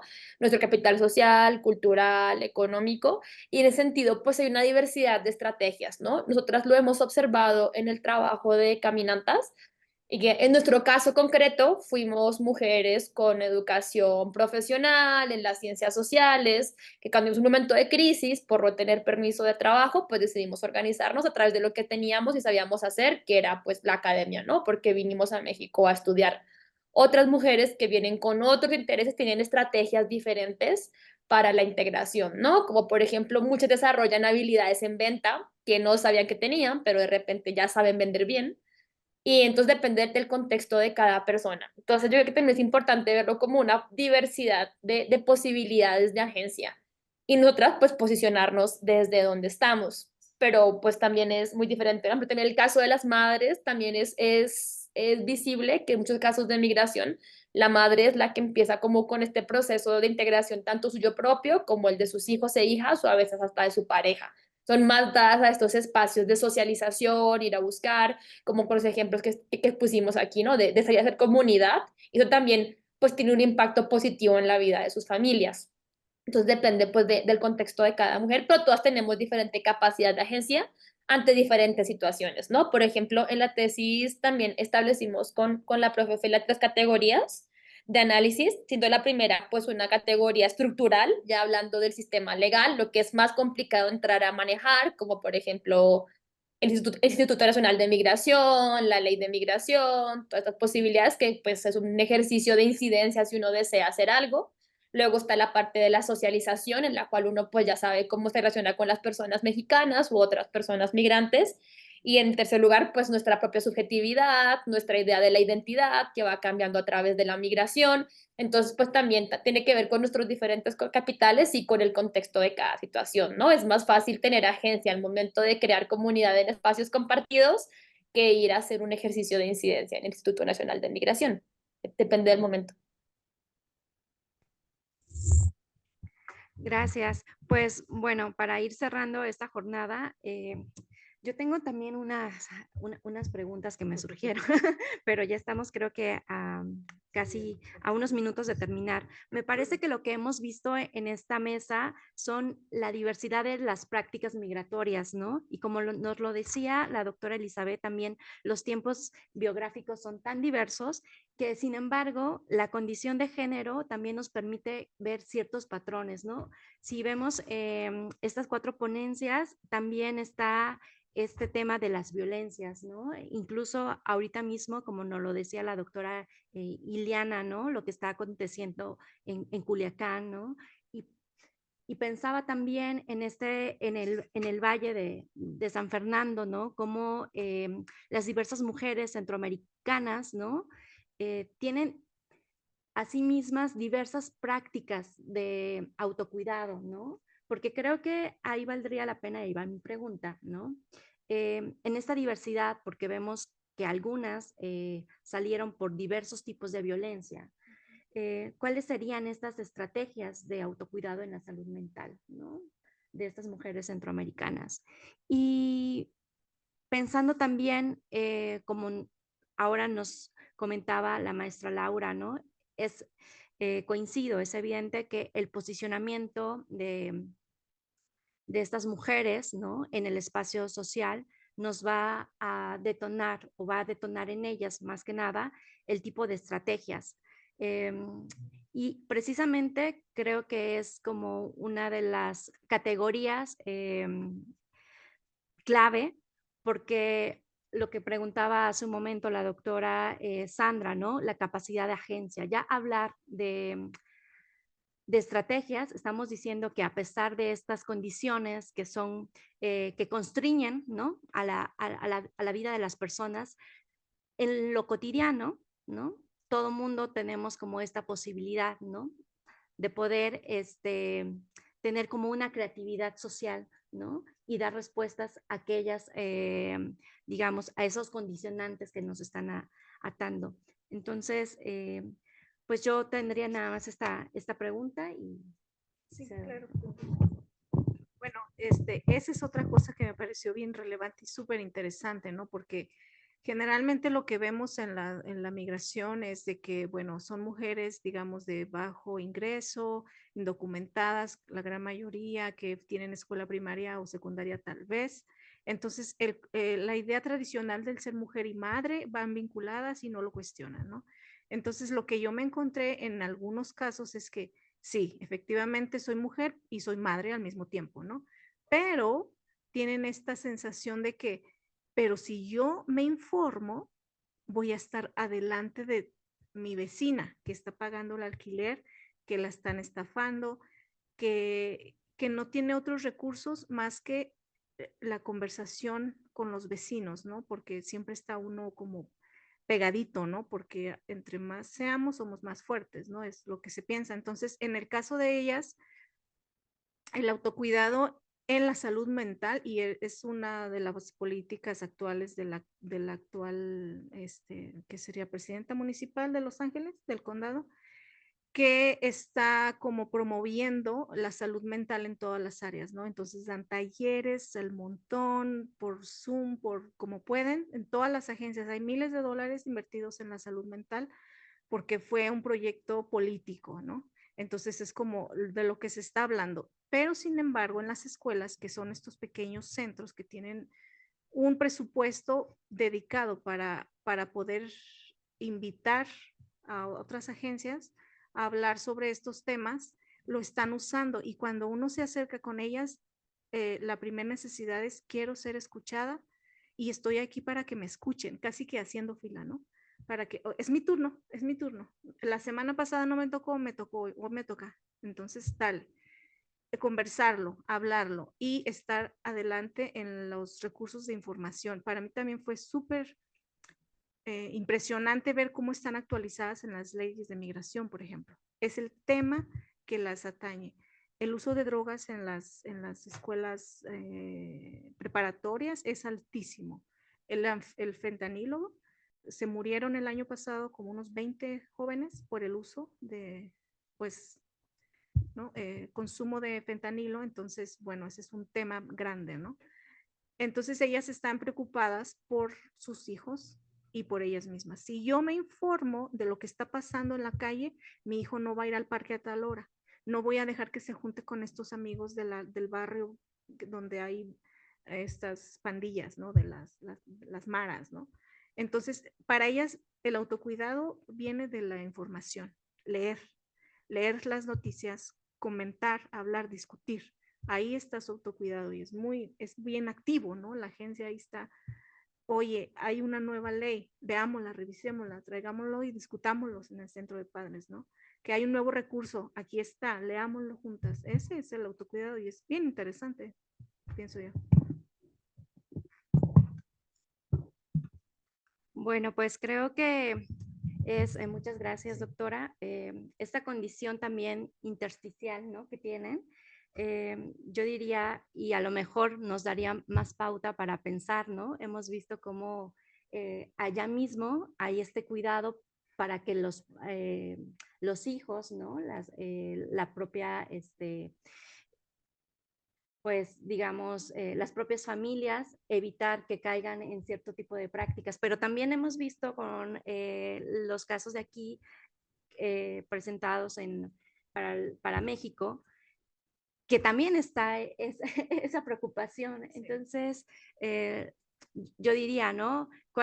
¿Qué pasa cuando la preocupación es constante, tanto en el lugar, ¿no? De origen como en el de destino, ¿no? Entonces, ¿cuáles son esas salidas si de pronto quiero que mi hijo no caiga en cuestiones de droga? Entonces, creo que es una invitación, ¿no? También a los estudios también comparados que pueden dar mayor luz sobre el transnacionalismo. Y bueno, no sé si quiere la doctora Sandra. Sí, bueno, pues entonces les agradecemos mucho y gracias. Muchas gracias, buenas tardes y bueno, pues seguiremos seguramente conversando sobre las siguientes mesas y haciendo análisis y muchas gracias a quienes estuvieron en línea, maestra Laura, doctora Danitze, a la doctora Elizabeth, a la doctora Marta, muchas gracias, claro, doctora Selene y buenas tardes, nos veremos, hasta luego.